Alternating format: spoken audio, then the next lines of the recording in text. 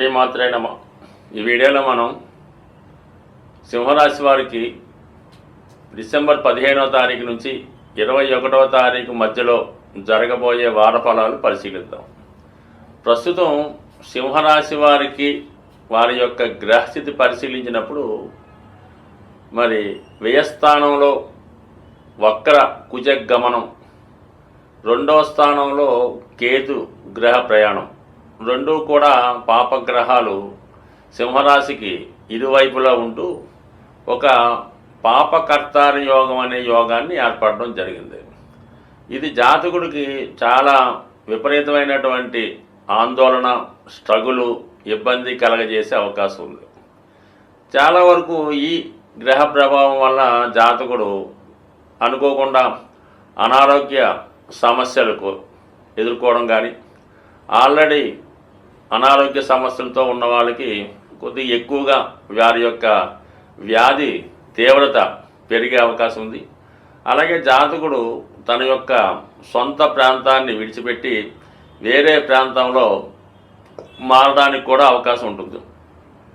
ఏదో కారణం వల్ల కొంతకాలం పాటు సొంత ప్రాంతాన్ని విడిచిపెట్టి వేరే ప్రాంతానికి వెళ్ళే విధంగా ఈ గ్రహస్థితి చెప్పడం జరుగుతుంది. దానికి అదనంగా ఏంటంటే సప్తమ స్థానంలో ఉన్నటువంటి శని భగవానుడు ఈ సింహరాశి మీద దృష్టి పెట్టడం జరిగింది.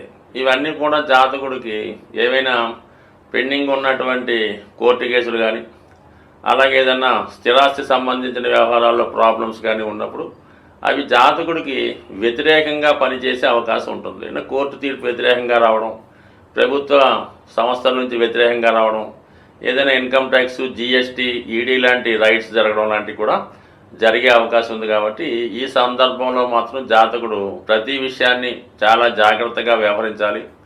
ప్రభుత్వానికి చెల్లించవలసినటువంటి ఏమైనా ట్యాక్సులు, పన్నులు వగైరా ఏమైనా పెండింగ్ ఉంటే అవి సకాలంగా చెల్లించడం, కోర్టు విషయాల్లో ఎప్పటికప్పుడు అటెండ్ అవుతూ తగు విధంగా పోస్ట్పోన్ చేసుకునే విధంగా ప్రవర్తిస్తే తప్ప, లేదంటే సడన్గా ఊహించని విధంగా కొన్ని ఇబ్బందులు జాతకుడు ఎదుర్కోవాల్సి ఉంటుంది.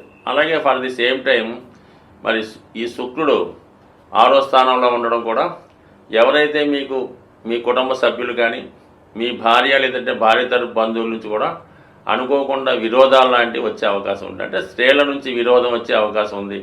ఉద్యోగపరంగా అనుకోకుండా ఏమైనా ఇబ్బందులు ఎదుర్కోవడం కానీ, చిన్న చిన్న మిస్టేక్స్ వృత్తిలో జరగడం వల్ల కొంతవరకు ఇటువంటి సమస్యలు మరి విరోధాలు వచ్చే అవకాశం ఉంది. బట్ ఏదైనా 6వ స్థానంలో ఉన్నటువంటి శుభగ్రహం జాతకుడే రాజీ పడాలి తప్ప అతిగా పౌరుషానికి పోయినా, ఎక్కువగా చిన్నదాన్ని పెద్ద చేసుకున్నా జాతకుడే ఇబ్బంది పడవలసి ఉంటుంది. కాబట్టి సాధ్యమైనంత వరకు ఈ సమయంలో అటు చట్టం విషయంలోనూ, స్త్రీల విషయంలోనూ, ముఖ్యంగా అన్నదమ్ములు అంటే సిస్టర్సు, వదినలు, చెల్లెలు, భార్య వారితో ఎటువంటి ఇబ్బందులు లేకుండా జాగ్రత్తగా వ్యవహరించడం మంచిది.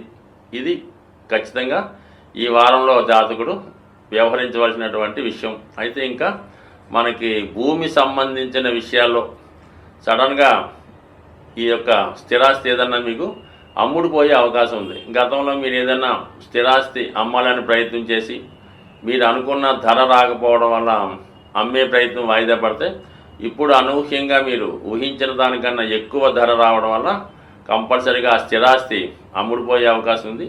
అలాగే మీరు ఎంతో కాలంగా కొందామనుకున్నటువంటి స్థిరాస్తి ఈ సమయంలో మీకు అనుకూలంగా రావడం వల్ల రెండు జరుగుతాయి. అంటే స్థిరాస్తి అమ్మడం జరుగుతుంది, స్థిరాస్తి కొనడం కూడా జరుగుతుంది. కొన్ని సందర్భాల్లో ఈ యొక్క స్థిరాస్తులు లాంటివి ఎక్స్చేంజ్ అయ్యే అవకాశం ఉంది. అంటే ఒకరు మార్చుకొని మిగతా లావాదేవీలు ఏమంటే సెటిల్ చేసుకోవడం జరుగుతుంది. అలాగే ఫర్ ది సేమ్ టైం ఏంటంటే ఆస్తి పంపకాలలో విషయంలో కూడా కొంతవరకు చాలా కాలంగా పంపకం కాకుండా ఉండిపోయినటువంటి స్థిరాస్తులు ఈ సమయంలో మీ కుటుంబ సభ్యుల మధ్య పంచుకునే అవకాశం ఉన్నది. ఈ విషయంలో కూడా మీకు కుటుంబ సభ్యులతో కొద్ది విరోధాలు వచ్చే అవకాశం ఉంది. కాబట్టి ఏదైనా సింహరాశి వారు చాలా సహనంతో, ఓర్పుతో వ్యవహరిస్తూ ఉంటారు. ఎదట వారికి నష్టం రాకుండానే ప్రవర్తిస్తూ ఉంటారు. తను నష్టపోయినా పర్వాలేదు కానీ ఇతరులు నష్టపోకూడదనే ఆలోచనలో ప్రతి విషయాన్ని కూడా రాజీ ధోరణిగానే వెళ్తూ ఉంటారు.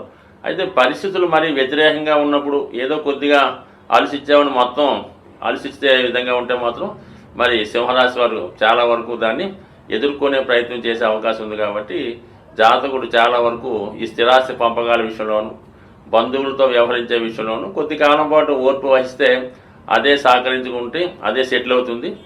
దూరమైన వాళ్ళు మళ్ళా తిరిగి కలుసుకునే విధంగా ఉంటుంది. కాబట్టి పెద్దగా ఏమీ తొందరపడకుండా వెయిట్ అండ్ సీ పాలసీ అమలు చేస్తే అన్ని సమస్యలు మీకు అనుకూలంగా వచ్చే అవకాశం ఉంది. ముఖ్యంగా మీ యొక్క సంతానం విషయంలో మీకు సోమవారం తర్వాత పిల్లల విషయంలో కొద్ది శుభవార్త వింటారు. వారి యొక్క అభివృద్ధి మీకు ఆనందదాయకంగా ఉండే అవకాశం ఉంది. జాతకులు ఏ రాశి వారైనా వారి యొక్క గ్రహస్థితిని అనుకూలంగా మార్చుకోవడానికి, గ్రహాల యొక్క దోషాల నుంచి బయటపడడానికి ప్రతి నెల కూడా ఏదో ఒక కార్యక్రమాలు, ఏదో ఒక పుణ్య రోజులు రావడం జరుగుతూ ఉంటుంది. అవి ఫాలో అవ్వడం వల్ల ఏంటంటే జాతక దోషాల నుంచి బయటపడమే కాక గ్రహాల యొక్క అనుకూలత కూడా రావడం జరుగుతూ ఉంటుంది. సో ఇది మార్గశిర మాసం. మనకి ఈ మార్గశిర మాసంలో వైష్ణవ దేవాలయాలు, విష్ణుమూర్తి దేవాలయాలు, వెంకటేశ్వర స్వామి దేవాలయాలు దర్శించడం వల్ల జాతకుడు ఎక్కువ ఫలితాన్ని పొందడం జరుగుతూ ఉంటుంది. ముఖ్యంగా విద్యార్థులు, వ్యాపారస్తులకి ఈ మాసంలో మీరు ఏదైనా ఒక వైష్ణవ దేవాలయంలో, వెంకటేశ్వర స్వామి టెంపుల్లో విధి విధానంగా అర్చన చేయించుకోవడం కానీ, ఎక్కువగా స్వామికి ఇష్టమైనటువంటి తులసి దళాలు మాల ఇవ్వడం కానీ, తులసి దళాలతో పూజించడం కానీ చేయడం వల్ల జాతకుడికి అంటే మనకి విష్ణు భగవానుడు తలుచుకుంటే అన్ని రకాల సౌకర్యాలు ఇవ్వగలడు. అలాగే జాతకం దోషాలతో సంబంధం లేకుండా ఎంత ఐశ్వర్యాన్ని ఇవ్వడం జరుగుతుంటుంది. కాబట్టి ఈ మాసంలో విష్ణుమూర్తి ఆరాధన అన్నది చాలా ఇంపార్టెంట్గా ఉంటుంది. కనీసం ఒక గురువారం కానీ, ఒక శనివారం కానీ ఈ విధంగా చేసుకోవడం వల్ల జాతకుడు తన దోషాల నుంచి బయటపడతాడు. అయితే ఈ వారంలో మనకి ఈ 18వ తారీఖున అంటే పౌర్ణమి వెళ్ళిన తర్వాత సంకష్టాల చతుర్థి రావడం జరుగుతుంది. ఇది విఘ్నేశ్వరుడు సంబంధించింది. కాబట్టి అంటే ఏదైనా ఒక దేవుడు కానీ, ఒక దైవం కానీ, ఒక వరం కానీ, ఒక దేవత కానీ, నవగ్రహాలు కానీ జాతకుడికి అనుకూలంగా ఇవ్వాలన్నా, ఒక వరాన్ని ఇవ్వాలన్నా కూడా విఘ్నేశ్వరుడి యొక్క అనుమతి తప్పనిసరిగా ఉండాలి. విఘ్నేశ్వరుడికి అనుమతి లేకుండా ఎవరు ఏ దేవత కూడా జాతకుడిని అనుగ్రహించలేదు. అలాగే జాతకుడు కూడా ఫలితాన్ని పొందలేకపోతుంటాడు. అందుకని భగవంతుడు ఇచ్చినవి మనకు పొందాలంటే కంపల్సరీగా విఘ్నేశ్వర ఆరాధన తప్పనిసరి. మరి ఈ నెలలో వస్తున్నటువంటి సంకష్టాల చతుర్థి రోజు మరి విధి విధానంగా వినాయకుడిని గరికతో అర్చించడం కానీ, ఉండ్రాలతో హోమం చేయడం కానీ, అంటే సాధారణంగా ఉదయం పూట చాలా దేవాలయాల్లో హోమం చేస్తూ ఉంటారు. ఈవినింగ్ మరి సాయంకాలంలో అభిషేకం చేయడం జరుగుతూ ఉంటుంది. ఈ అభిషేకం చూడడం వల్ల కూడా దోష పరిహారం అవుతుంది. కాబట్టి చేయలేని వారు అభిషేకాన్ని వీక్షించడం, అది కుదరని వారు ఇంట్లో గణపతి ఫోటో ముందు గరికతో కనీసం అష్టోత్తరంతో పూజ చేసుకున్న శీఘ్రంగా చిన్నగా పూజ చేసిన కేవలం సంకల్పం మాత్రాన అనుగ్రహించే దేవత విఘ్నేశ్వరుడు. కాబట్టి ఈ విఘ్నేశ్వరుడు ఆరాధనతో మనం ఇంచుమించుగా 2024 విడిచిపెట్టి 25లోకి వెళ్తున్నాం. కాబట్టి మరి కొత్తగా మనం రాబోయే సంవత్సరానికి ముందుగానే మనం ఇటువంటి దైవ కార్యక్రమాలు చేయడం వల్ల రాబోయే 25 చాలామందికి శుభం కలిగే అవకాశం ఉంది. స్వస్తి.